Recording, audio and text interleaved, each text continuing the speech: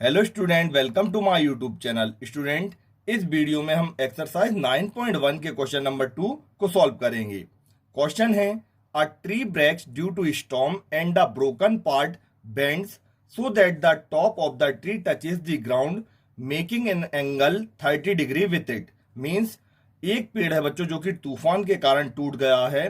अब उसका जो ब्रोकन पार्ट मीन्स जो टूटा हुआ भाग है, बेंड्स यानी मुड़ गया है, और उसका टॉप पार्ट जो है जमीन के लिए छू रहा है और जमीन से वो एक एंगल बना रहा है। कितने डिग्री का? 30 डिग्री का।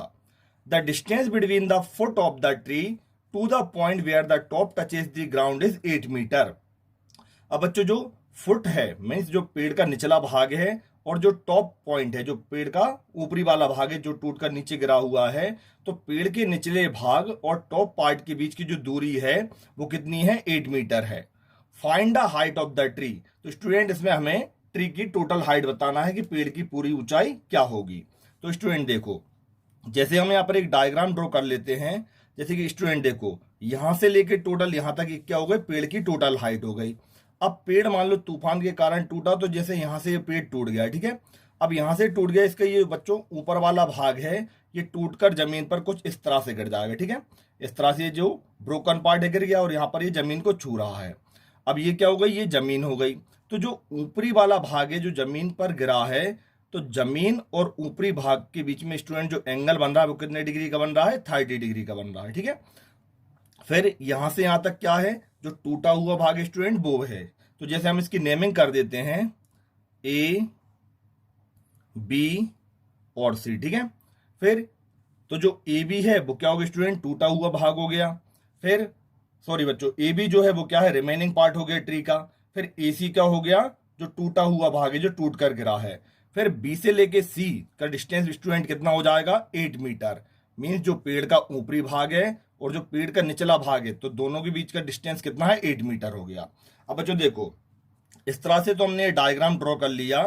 और यहां पर देखो स्टूडेंट, ये जो पेड़ है, ठीक है, तो पेड़ और जमीन है, सिंपल है। पेड़ वर्टिकल में खड़ा रहेगा तो यहाँ पर जो एंगल बनेगा वो कितने डिग्री का रहेगा? 90 डिग्री का।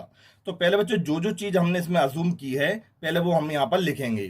तो सॉल्यूशन में हम यहाँ पे लिखेंगे let A B is the remaining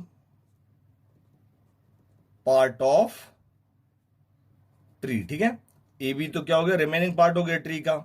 फिर ए सी क्या है? तो ए सी जो है ब्रोकन पार्ट है, तो यहां से लिखेंगे A C is the broken part of tree, इतना लिख दे, ठीक है।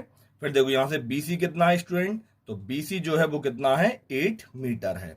अब हमें अगर पूरे पेड़ की हाइट निकालना है स्टूडेंट, तो सिंपल है। देखो, जो टूटा हुआ भाग है और जो बचा हुआ भाग है, हम क्या करेंगे? पहले इन्हीं दोनों की लेंथ निकाल देंगे।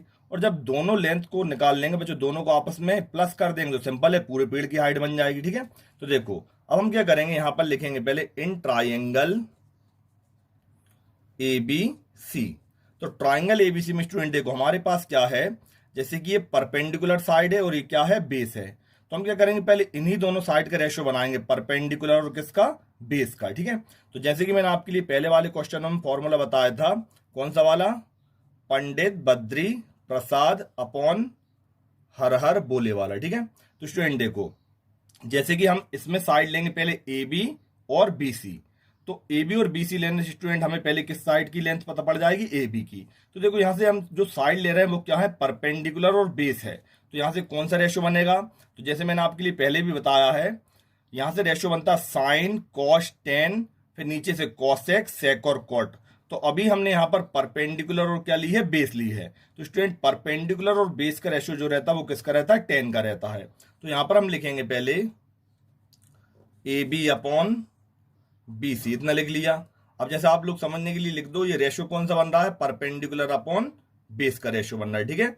तो परपेंडिकुलर अपॉन बेस रेशियो बच्चों किसका होता है? 10 का। तो यहां पर हम लिख देंगे 10, और इसमें एंगल कितने का है? 30 डिग्री। तो यहां पर बन जाएगा 10 30, ठीक है। अब देखो ए बी की हमें लेंथ पता नहीं है, तो हमने ए बी को ऐसे कैसे लिख दिया। फिर बी सी कितना है? 8 है। 10 30 की वैल्यू स्टूडेंट कितनी होती है? 1/√3, इतना हो जाएगा। अब यहां से हम करेंगे क्रॉस मल्टीप्लाई, ए बी का मल्टीप्लाई करेंगे √3 से, तो यहाँ पर कितना हो जाएगा, √3 AB। फिर यहाँ पर 8 का मल्टीप्लाई 1 से करेंगे तो कितना आएगा, 8 आएगा। अब AB की वैल्यू हम निकालेंगे स्टूडेंट, √3AB की किस में है, मल्टीप्लाई में है, तो मल्टीप्लाई की डिजिट कहाँ पर आ जाएगी, अपॉन में, डिवाइड में जाएगी, ठीक है। तो ये जो वैल्यू है वो किसकी निकाल ली हमने, AB की।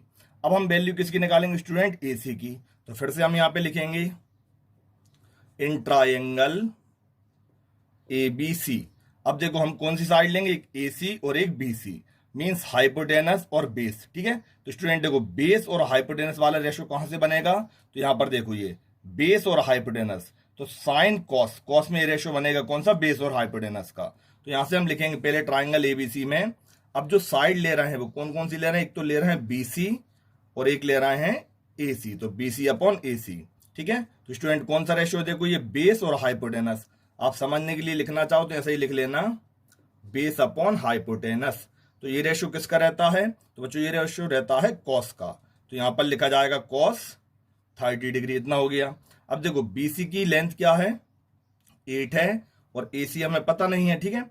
अब cos 30 की वैल्यू स्टूडेंट क्या होती है, तो cos 30 की वैल्यू होती है √3/2, इतना लिख दिया, ठीक है। अब यहां से भी देखो क्रॉस मल्टीप्लाई करेंगे, AC का √3 में मल्टीप्लाई देंगे तो कितना आएगा, √3AC। फिर 8 का मल्टीप्लाई 2 से करेंगे तो कितना आएगा, 16 आएगा। AC की वैल्यू फाइंड करेंगे स्टूडेंट, तो जो √3 है वो कहां पे चला जाएगा, अपॉन में चला जाएगा। तो AC की वैल्यू कितनी हो गई, 16/√3। अब हमें क्या चाहिए, टोटल हाइट चाहिए ट्री की। तो यहां से हम लिखेंगे अब टोटल हाइट ऑफ ट्री, ठीक है। तो स्टूडेंट देखो टोटल हाइट निकालने के लिए सिंपल है, जैसे मैंने आपके लिए स्टार्टिंग में भी बताया था, AB क्या है, रिमेनिंग पार्ट है, और AC क्या है, ब्रोकन पार्ट है। तो सिंपल है, रिमेनिंग पार्ट और ब्रोकन पार्ट दोनों को हम प्लस कर देंगे स्टूडेंट, तो जो पूरे पेड़ की ऊंचाई है वो हमें पता पड़ जाएगी। तो यहां से हम लिख देंगे अब total height of tree is equal to AB plus AC, इतना लिख दिया। अब देखो AB की वैल्यू कितनी है, 8/√3, प्लस AC की वैल्यू कितनी है, 16/√3, इतना लिख दिया, ठीक है।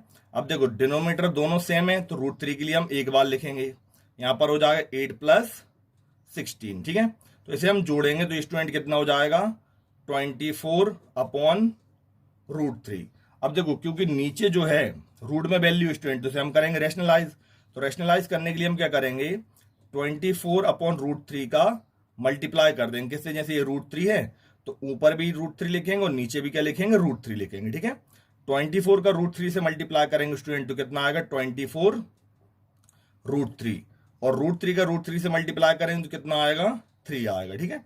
अब यहाँ देखो 3 से ये 24 कैंसिल हो जाए 8 बार में, तो कितना बचा यहाँ पर, 8√3, 8√3 बचा, ये किसकी हो गई, टोटल हाइट हो गई। तो हम बच्चों यहाँ पर फाइनल आंसर में लिख देंगे, चलो यहाँ पर स्पेस नहीं, मैं यहाँ पर लिख देता हूं, तो यहाँ पर लिखेंगे therefore total height of tree is equal to कितना हो जाएगा, 8√3 मीटर, ठीक है।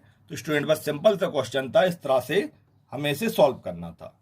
तो स्टूडेंट अगर आपके लिए वीडियो पसंद आई हो तो इसे लाइक और शेयर करना ना भूलें, और मेरे चैनल पर नए हो तो मेरे चैनल के लिए सब्सक्राइब जरूर करें। Thank you.